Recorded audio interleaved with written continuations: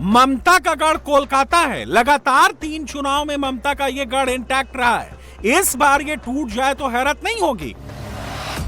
कोलकाता में 76% हिंदू और 21% मुसलमान हैं।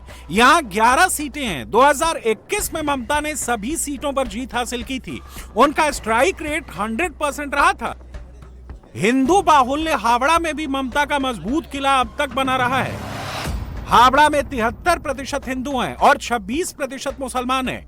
2021 में टीएमसी ने यहां भी 100% स्ट्राइक रेट बरकरार रखा था। इस बार असंभव दिख रहा है। हावड़ा के आगे हुगली है।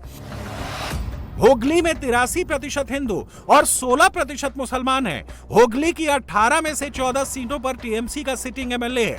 बीजेपी के 4 सिटिंग एमएलए हैं। नॉर्थ और साउथ 24 परगना भी दीदी के मजबूत गढ़ हैं, जिन्हें मोदी, योगी और शाह ने इस बार छटका दिया है। ऐसा एग्जिट पोल का अनुमान है। नॉर्थ 24 परगना में 73% हिंदू और 26% मुसलमान हैं। यहां की 33 सीटों में से 28 टीएमसी के कब्जे में हैं। बीजेपी के पास 5 एमएलए हैं। साउथ 24 परगना में 63% हिंदू और 36% मुसलमान हैं। यहां की 31 सीटों में से 30 सीटों पर टीएमसी काबिज है। 1 सीट आईएसएफ के पास है। बीजेपी को 0 से आगे बढ़ना है। बंगाल में इस बार बीजेपी 90-10 का फॉर्मूला भी जीत रही है, जहां 90 हिंदू और 10 मुस्लिम वोटर हैं। 80-20 का फॉर्मूला भी बीजेपी जीत रही है, जहां 80 हिंदू और 20 मुसलमान हैं। 70-30 का फॉर्मूला भी बीजेपी ही जीत रही है, जहां 70 हिंदू और 30 मुसलमान हैं। अब मुस्लिम वोट जीत की गारंटी नहीं रह गया है। अब हिंदू वोट ही जीत की गारंटी बन गया है। जिसके साथ हिंदू हैं, वो मुस्लिम बाहुल्य सीट पर भी जीत सकता है। हिंदू ने मुट्ठी बांध ली है, बीजेपी की ताकत बढ़ा दी है। इसीलिए मुस्लिम वोट की बार्गेनिंग पावर खत्म हो गई है। तुष्टीकरण की पॉलिटिक्स पर बंगाल ने विराम लगा दिया है। बंगाल का हिंदू अब डरता नहीं है। अब यही फॉर्मूला 2027 में यूपी में चलेगा। जो लोग पहले धमकाते थे, कहते थे, बहकाते थे, राम जन्मभूमि का फैसला होगा तो ये हो जाएगा,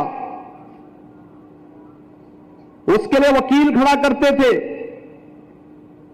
ये वही लोग हैं जो राम सेतु को तोड़ना चाहते थे।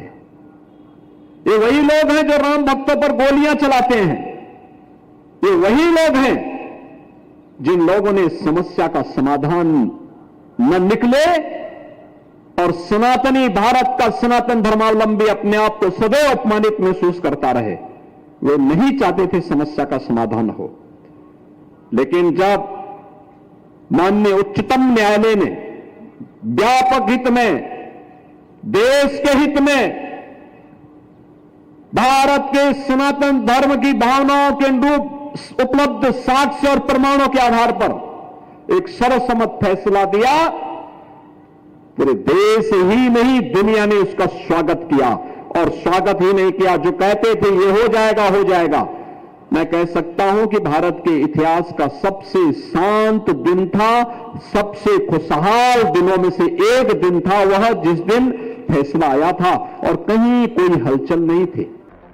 बंगाल में बीजेपी तभी बम्पर जीत के साथ सरकार बना पाएगी जब बिहार की तरह महिला वोटर उसका खोलकर साथ दें। बंगाल में महिलाओं के लिए ममता की लक्ष्मी भंडार योजना बहुत पॉपुलर है।